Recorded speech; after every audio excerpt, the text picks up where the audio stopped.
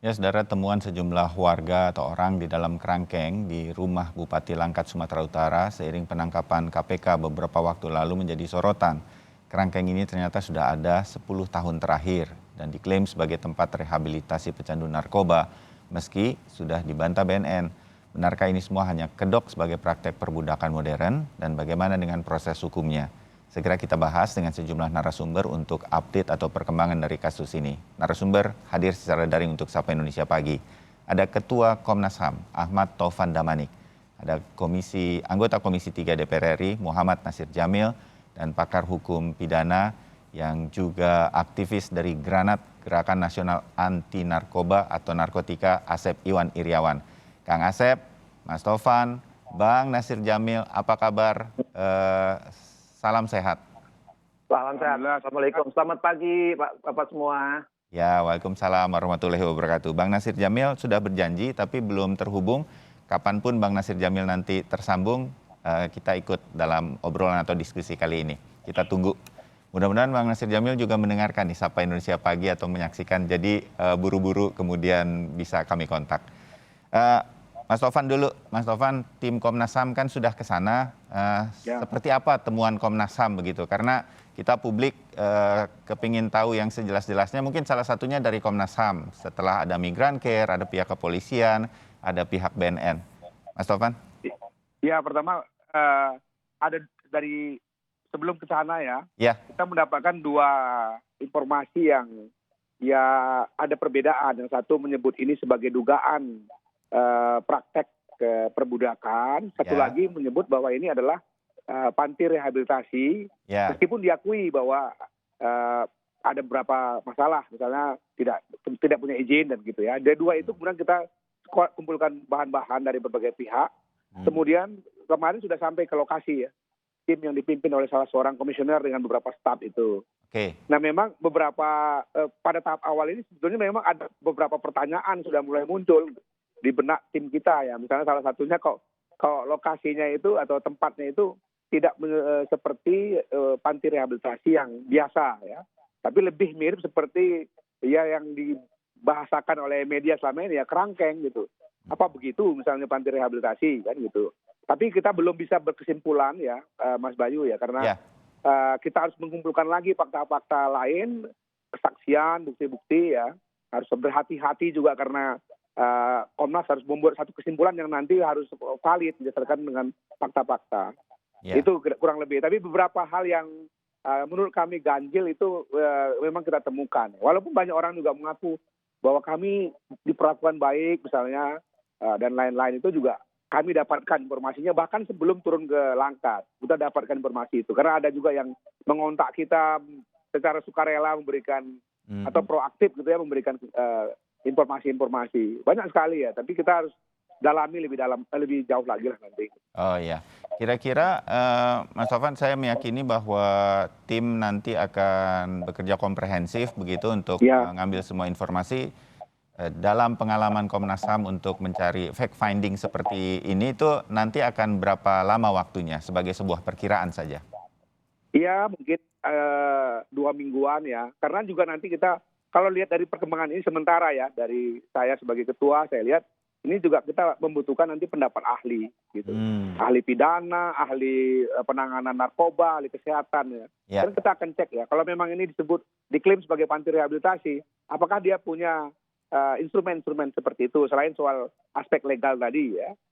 Juga soal misalnya tenaga ahli yang mereka gunakan, berapa dokternya, berapa psikiaternya, macam-macam kita akan coba cek ya.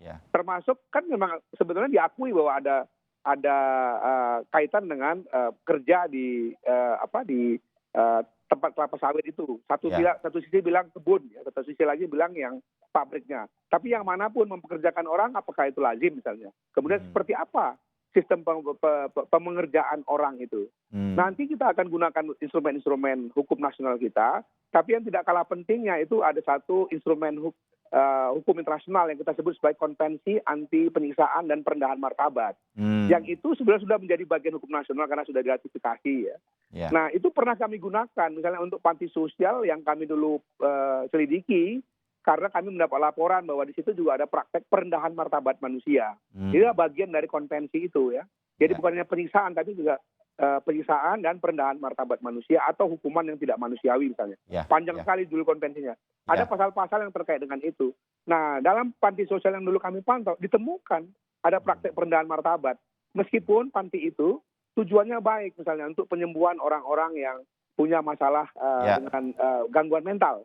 Tapi ternyata ada treatment yang itu merendahkan martabat, sehingga kami sebut sebagai pelanggaran hak asasi manusia. Ini kita juga akan uji nanti, apakah ada unsur itu. Iya, terbayang. Jadi sekarang saya sebagai anggota masyarakat, juga pemirsa Sapa Indonesia harus membuka pikiran dulu. Ini semua masih dalam tahap dicari fakta-fakta yang sebenarnya.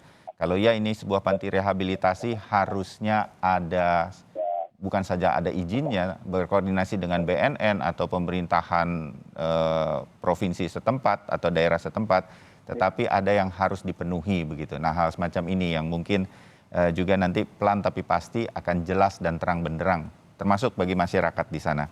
Kang Asep, nah mumpung ada ahli pidana juga kan ya Mas Tovan, nih pagi ini ada Kang Asep. Jadi langsung saja kita ngobrol gitu, menambah wawasan terutama bagi saya dan pemirsa Sapa Indonesia. Nah Kang Asep, kalau hal-hal semacam ini, karena saya tambahkan buat pemirsa Sapa Indonesia, diturunkan juga di Harian Kompas hari ini di halaman 11 begitu ya, bahwa ada masyarakat nih Kang Asep yang merasa waktu itu anaknya di usia belasan setelah lulus SMA, direhabilitasi di sini dan sekarang sembuh berkeluarga. Ini anaknya cerita, orang tuanya cerita.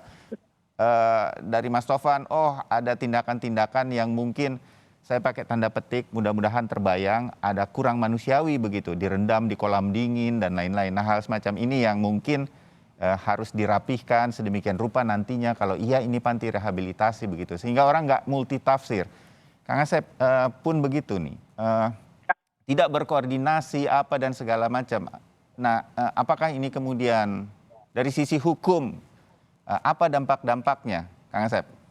Ya, yang pertama kita ikuti perkembangan apa yang dilakukan oleh Komnas HAM sebagai penyelidik, apakah ada kejahatan HAM atau dan sebagainya. Yang tahu nanti kan Komnas HAM, Pak Tovan tadi sudah jelaskan. Yang kedua, kita ikuti juga tindak pidana lain yang dilakukan oleh pihak kepolisian.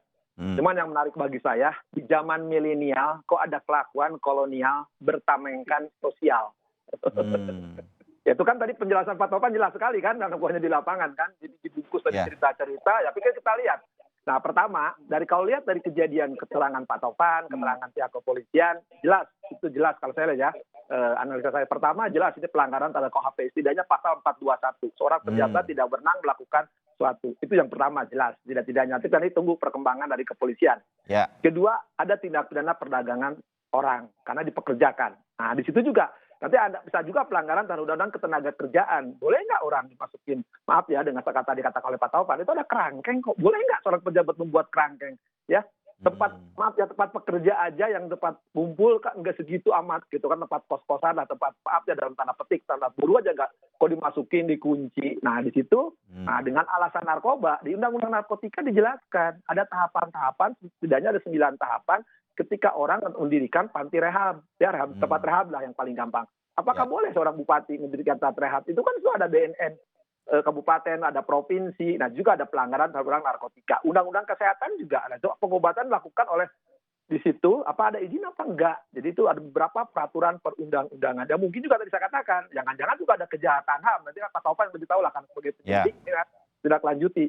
Jadi ada tindak pidana yang nampak terang benderang dilakukan seorang kepala daerah.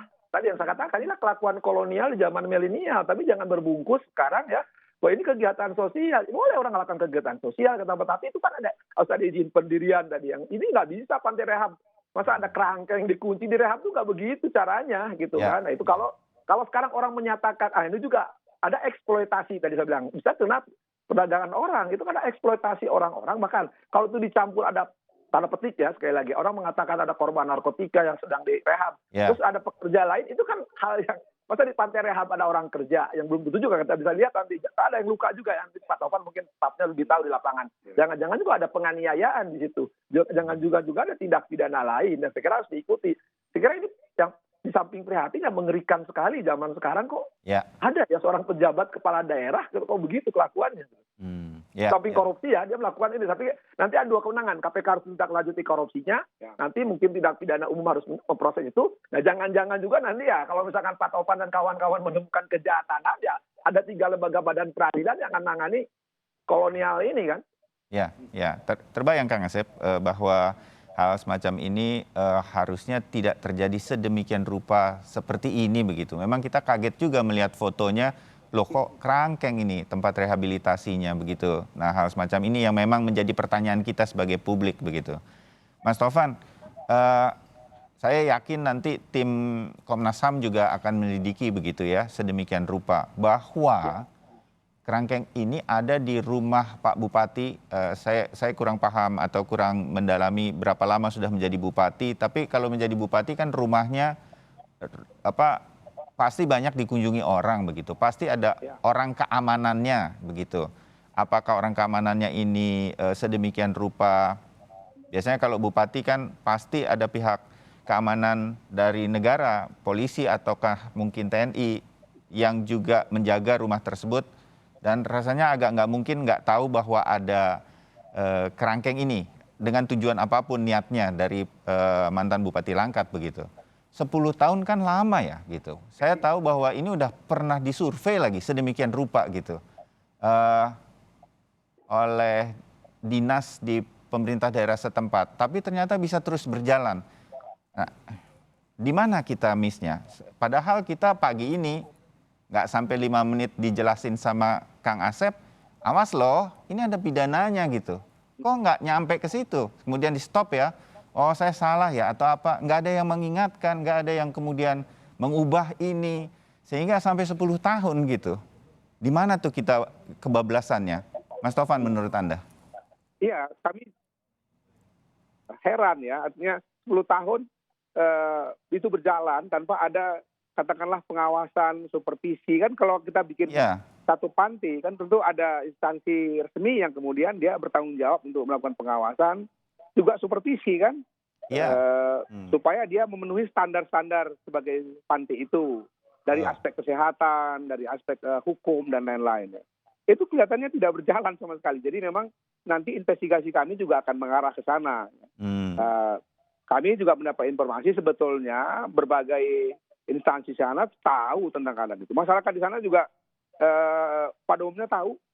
Saya kan orang dari Sumatera Utara ya, jadi saya bertanya dengan teman-teman saudara-saudara saya atau kerabat saya. Mereka tahu semua kejadian itu dan itu sudah terjadi sejak lama sebelum menjadi bupati bahkan.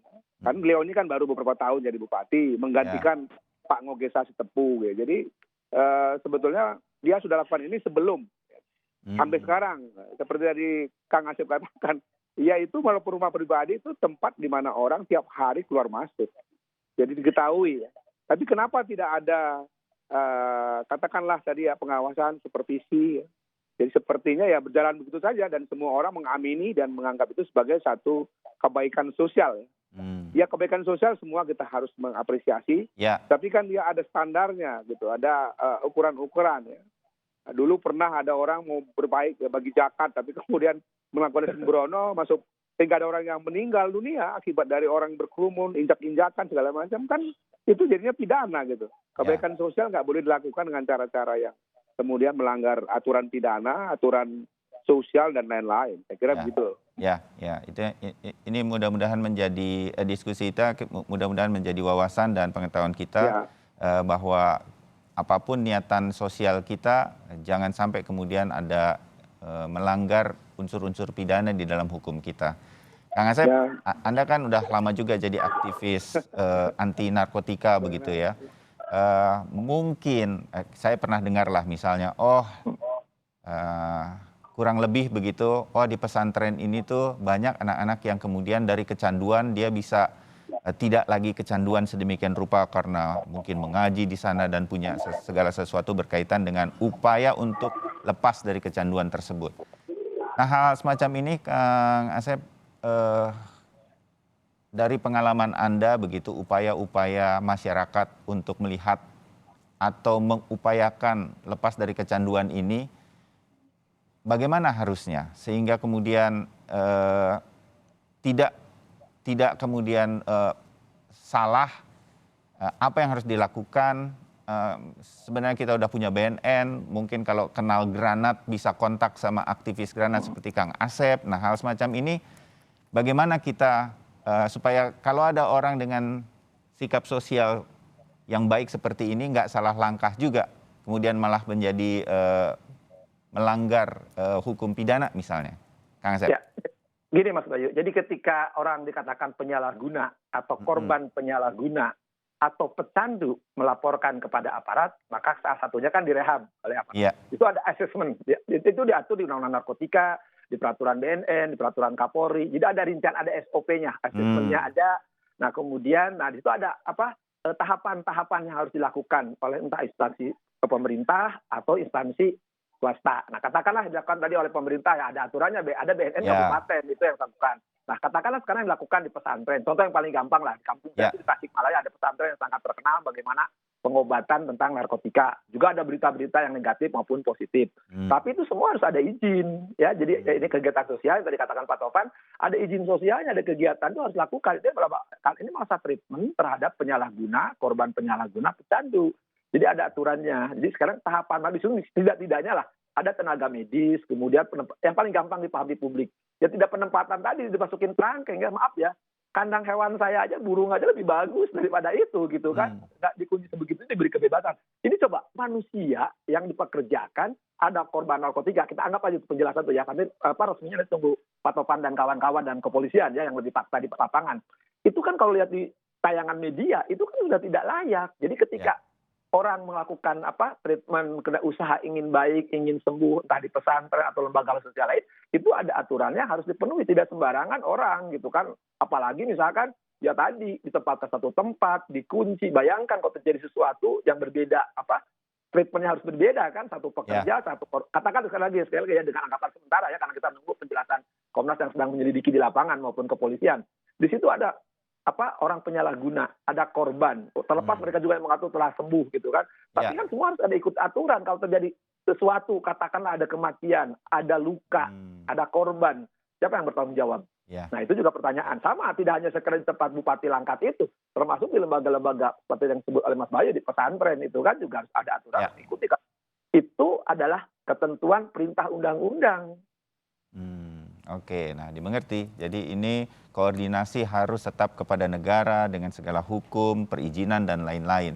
Nggak bisa berjalan sendiri. Nah kalau hal semacam ini terjadi, seperti ini misalnya, jadi kemudian justru menjadi masalah niatan baik tersebut. Dimengerti, Kang Asep, Mas Tovan, kita sambung lagi usai jeda dengan kalau sudah begini nanti fact findingnya apa yang akan kemudian harus dilakukan, terutama untuk kasus kerangkeng di rumah mantan Bupati Langkat ini. Kita tetap akan membahasnya, tetap bersama Sapa Indonesia Pagi.